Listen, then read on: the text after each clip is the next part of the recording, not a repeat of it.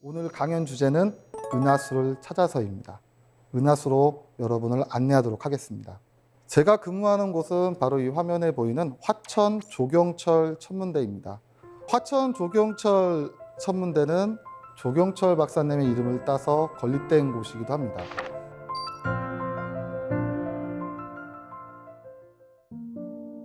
해발고도 1010m, 저렇게 높은 산 위에 있기 때문에 별 보기로서는 아주 좋은 장소를 가지고 있습니다. 밤하늘 가득한 별을 떠올려 보십시오. 우리 바쁜 일상 속에서 가던 길을 잠시 멈추고 하늘을 올려다보면 우리가 미처 보지 못했던 수많은 별들도 만날 수 있을 겁니다. 어쩌면 오늘 하루의 일이 주마등처럼 지나갈 수도 있고 저 깊은 밤을 보면서 사색에 잠길지도 모를 일입니다. 사실 우리가 은하수 하면 어디로 떠나야 될까? 언제 보일까? 과연 보이기는 할까? 많은 궁금증들이 있을 겁니다. 우리는 늘 은하수를 떠올리고 궁금해합니다. 은하수 보신 적 있으세요? 저는 딱 한 번 본 적이 있는데 아주 외딴 시골에서 봤었거든요. 근데 굉장히 묘했던 기억이 납니다. 또 보고 싶으신가요? 네. 그때 사실 제가 눈이 안 좋은데 안경이 없었어요. 근데 우연히 산책을 나왔다가 발견한 거였거든요. 그래서 너무 흐릿하게 본 것 같아서 좀 선명하게 한 번쯤 보고 싶습니다. 그렇게 은하수를 보실 수 있었다는 건 아주 좋은 경험이었을 거라 생각이 듭니다. 푸른 하늘, 은하수. 우리 반달이란 동요에 나오듯이 저 은하수 사진만 보면 벌써 몸이 막 들썩이고 어딘가 떠나고 싶은 그런 마음이 듭니다. 우리 모두가 보고 싶어 마지 않는 그 대상이 바로 은하수인 것 같습니다. 은하수를 보기 위해서는 크게 세 가지만 기억을 하시면 됩니다. 맑고 깨끗한 하늘. 도시에서 안 보이는 이유는 불빛이 많기 때문이죠. 때문에 도시에 불빛이 없는 어둡고 깜깜한 곳. 이 두 개는 너무 기억하기가 쉽죠. 한 가지 조건이 더 있습니다. 바로 밤하늘의 달입니다. 달이 뜨게 되면 그 밝은 달빛에서 별이 보이지 않거든요. 이 세 가지만 맞출 수 있으면 됩니다. 다시 한번 말씀드리면 맑고 깨끗한 하늘, 깜깜한 곳, 그리고 달빛이 비치지 않는 것. 이것이 결정이 되면 그 다음에는 떠나고 싶은 마음과 결심만 들면 좋습니다. 은하수가 가장 짙고 선명하게 보이는 시기가 바로 요즘 6월 달입니다. 그래서 6월경에는 자정 무렵에 머리 꼭대기에 올라오기 때문에 그 6월 달 맑은 날을 기약해서 높은 산 위에 불빛이 없는 시골에 가실 수 있다면 분명히 은하수를 보실 수 있을 겁니다. 그러니까 가을철에는 해가 진 직후에 머리 꼭대기에 있고 그 다음으로 서쪽으로 이렇게 사라지거든요. 근데 우리나라는 서쪽에 대도시가 다 있어요. 그러다 보니까 동쪽에서 떠오르는 타이밍을 좀 맞춰야 돼요. 그러다 보니 조금 가을보다는 이제 5, 6월쯤에 그때 많이 보는 거죠. 그럼 우리 천문대에서 보여지는 은하수의 모습을 한번 보여드릴까요? 천문대 중심으로 커다랗게 아치를 그리고 있는 저 은하수의 모습이 보이십니까? 자, 이번 다른 사진을 한번 보여드릴까요? 이런 사진은 어떠신가요? 질문을 드려보겠습니다. 이 사진은 은하수 사진일까요? 웨딩 사진일까요? 웨딩 사진으로 보이는데요. 아무래도 인물에 먼저 시선이 가는 것 같아요. 앞서 봤던 이런 은하수 사진보다는 이런 사진에 사람들은 더욱더 좋아합니다. 어쩌면 이 사진에 열광했던 건 은하수가 아니라 그 은하수 아래서 우리가 만들 수 있었던 그러한 사람과 사람 사이의 그 관계, 그 마음에 더 가슴이 공명했던 것은 아니었을까요? 사실 우리의 마음은 객관적이고 보편적인 믿음이 아니라 흔들리기도 합니다. 어떨 땐 밤하늘의 별이 아름답게 보이다가도 그 별에 눈길조차 가지 않을 때도 있습니다. 늘 있던 그 방의 풍경이 낯설게 보일 때도 있고 우리의 마음은 조금 흔들리는 것은 아닐까 그런 상상을 한번 해봅니다. 이어서 저 은하수에 대해서 떠올려 봅니다. 우리는 저 은하수에 왜 매료가 되는 것이고 저걸 왜 보고 싶어 하는 것일까? 분명한 것은 내 마음은 흔들릴지라도 거기에 관심이 가고 이끌려간다는 것이겠죠. 그래서 보고 나면 우리 그 다음은 만지고 싶습니다. 만지고 나면 느끼고 싶죠. 사실 이것은 과학관에서 운영하는 아주 중요한 테마이기도 합니다. 첫 번째 보는 건 사이트온, 눈으로 먼저 보는 관람이거든요. 그 다음에 우리는 만지고 싶어 합니다. 핸즈온. 그 다음에는 마음으로 느끼고 싶어 하죠. 공명을 하는 것. 어쩌면 이것이 우리가 사물을 대할 때 가는 순서 아니었을까요? 그리고 우리는 그 대상에 대해서 조금씩 탐색을 하고 탐구하고 알게 됩니다. 사실 지금까지 우리가 바라보던 은하, 우리는 저 은하를 설명하기 위해서 자신의 주관적 이야기나 그냥 단순히 상상이나 설명할 수 없는 불가사의한 것들로 설명하려 시도했었습니다. 하늘의 저 뿌연빛, 누군가는 하늘을 흘러가는 연기라고 생각을 해요. 누군가는 하늘을 흘러가는 강물, 견우와 직녀의 오작교가 떠오르는, 헤라가 떠오르는 밀키웨이, 불가사의한 힘에 의해서 신화와 전설로 우리는 은하수를 설명했죠. 그런데 아리스토텔레스는 저 은하수는 하늘에 천상과 지상 사이에 존재하는 별들이 충돌을 일으켜서 폭발한 잔해라고 설명을 합니다. 현대에서 우리가 알고 있는 은하수의 형성 원리와는 전혀 다르죠. 하지만 그가 시도했던 것은 과학적 방법으로 은하의 모습을 설명하고자 시도했던 것입니다. 그러한 아리스토텔레스의 과학적 접근법은 무려 2000년간이나 유효합니다. 아리스토텔레스 이후로 누구도 그 아리스토텔레스의 우주관을 부정하지 않습니다. 하늘에 떠 있는 별이란 천구에 맺혀 있는 것이고 그 천구와 우리 사이에 은하수는 별들과 함께 일정하게 움직이는 것. 누구도 의심을 품지 않았습니다. 때로는 이것을 자연이라고도 합니다. 자연이라고 하는 건 의심하지 않는 것, 즉 늘 그러했던 것. 하지만 누군가는 의심을 품게 되죠. 바로 갈릴레오 갈릴레이가 있었습니다. 1610년 갈릴레오 갈릴레이는 스스로 만든 망원경으로 은하수를 관측하게 됩니다. 사실 가장 먼저 관측을 했던 건 목성과 달이었습니다. 역시 아리스토텔레스가 얘기했던 달의 표면은 매끈할 것이다. 갈릴레오는 그것이 틀렸다는 사실을 알게 됐죠. 아리스토텔레스의 세계관이 달랐던 겁니다. 그 이후로 은하수도 보게 됩니다. 은하수란 단순히 뿌연 덩어리, 먼지가 아니라 수많은 별들의 집합체였던 거죠. 우리가 상상하던 은하수는 이제 실제의 모습을 갖고 있는 존재로 우리 앞에 다가서게 됩니다. 그리고 윌리엄 허셜이 등장을 합니다. 윌리엄 허셜은 그 동생 캐롤라인 허셜과 함께 천왕성을 발견하기도 합니다.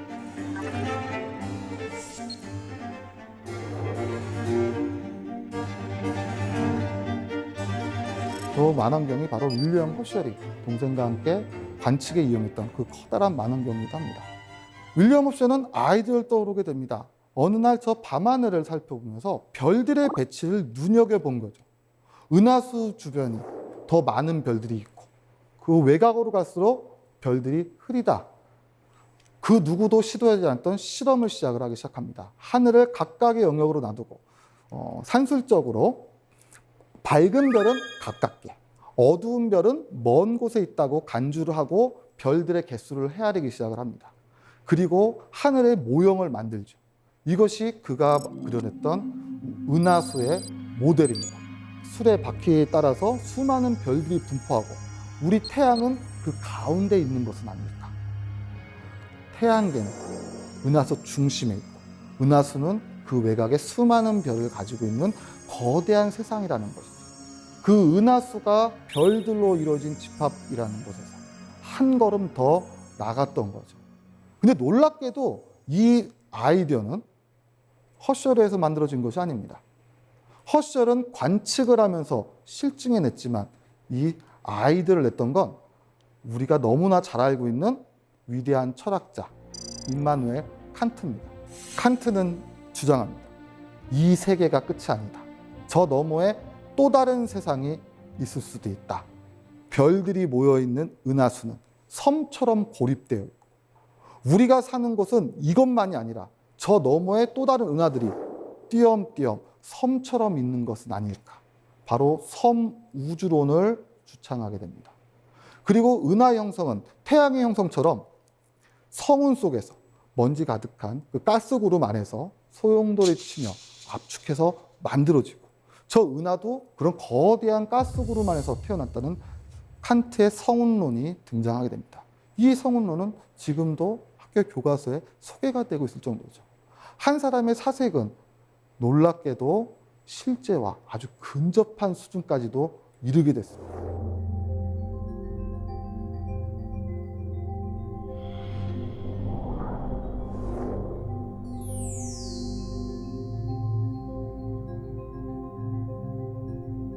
자, 요 뿌연 건 무엇이었을까요? 아주 오랜 시간 동안 이 뿌연 것의 정체를 우리가 알지는 못했습니다. 별이 구름처럼 모여 있다. 스타 클라우드. 혹은 별이 탄생하는 성운, 네뷸라. 여러 가지 이름으로 불리게 됩니다. 저 뿌연 건 무엇이었을까? 바로 안드로메다 은하입니다. 아주 오랜 시간 동안 우리는 안드로메다의 정체를 알 수 없었습니다. 지금부터 정확히 100년 전, 이 안드로메다 은하는 새로운 논쟁을 촉발하게 됩니다. 사실 안드로메다 은하에 대한 정체, 이것이 그 당시 등장하게 된 것은 1차 세계대전으로 인해 진보했던 과학기술 때문에 일어난 일이기도 합니다. 과학기술이 발달하다 보니 망원경이 커지게 되고요. 망원경이 좋아지다 보니 그 당시에는 흐릿흐릿하게 보였던 것들이 선명하게 보이기 시작을 합니다. 그냥 뿌옇게 보였던 이 덩어리가 소용돌이 치고 있는 나선 모양으로 보이기 시작한 겁니다. 저것의 정체는 무엇일까? 여기서 출발한 겁니다. 자, 다시 한번 안드로메다 은하의 모습을 보도록 하겠습니다. 자, 저 은하란 존재, 저것은 우리 안에 있던 것일까? 혹은 밖에 있던 것일까? 할로 셰필리와 히버 커티스는 격렬하게 논쟁을 주고받습니다. 저 은하라고 하는 건 단순히 우리 은하의 일부일 것이다. 우리 세계는 그렇게 크지 않을 것이다. 아니다. 저것은 우리 밖에 존재하는 또 다른 은하다. 바로 칸트의 섬우주론이죠. 하지만 계산을 해보면 과연 그렇게 이 세계가 거대할까? 확신할 수 없었죠. 이 논쟁은 바로 곧 종식되게 됩니다. 우리가 잘 알고 있는 에드윈 허블이 등장을 했던 거죠. 에드윈 허블은 윌슨산 천문대의 100인치 후커만원을 이용해서 안드로메다 은하를 정밀하게 관측하기 시작을 합니다. 그 안드로메다 은하에서 세페드형 변광성을 찾아내고, 그리고 그 변광성을 이용해서 안드로메다와 우리와의 거리를 계산하게 됩니다. 그리고 그 결과는 놀라운 것이었습니다. 우리가 지금까지 예측했던 것보다도 훨씬 더 머나먼 거리에서 존재한다는 사실을 알게 됐거든요. 허블이 그 세페이드형 변광성을 이용해서 거리를 잴 수 있었던 건 사실 여류 천문학자에 의해서기도 합니다. 여류 천문학자 헬레타 스완 레빗은 세페이드형 변광성을 보면서 우연한 법칙을 찾아내게 됩니다. 바로 변광성의 광도와 주기와 밀접한 관계가 있다는 거죠. 광도는 거리와 관계가 있습니다. 같은 밝기라면 가깝게 있는 것이 멀리 있는 것보다도 훨씬 밝게 보이겠죠. 대신에 밝기가 변하는 이 주기는 거리와 관계가 없었던 거죠. 즉, 밝기와 주기, 이 공식을 이용해서 거리를 측정하는, 우리는 우주의 거리를 측정할 수 있는 새로운 방법을 찾아냈던 겁니다. 어쩌면 아주 우연적인 일이었을 수도 있죠. 이것을 허블이 이용해서 안드로메다 은하와 우리와의 거리를 성공적으로 측정하게 됐습니다. 그리고 이것은 우주가 팽창한다는 가모프의 빅뱅 이론으로 연결이 되게 됩니다. 단순히 안드로메다 은하에 대한 논쟁이었는데 저 흐릿하고 뿌연 것이 무엇일까라는 생각은 우주의 기원과 닿아 있었던 거죠. 우리는 우주가 어떻게 시작이 되고 어떻게 진화하며 어떻게 만들어지고 있는지 설명할 수 있는 그 기회를 잡게 된 겁니다. 호기심과 상상으로 봤던 세상이었습니다. 저것이 무엇이었을까?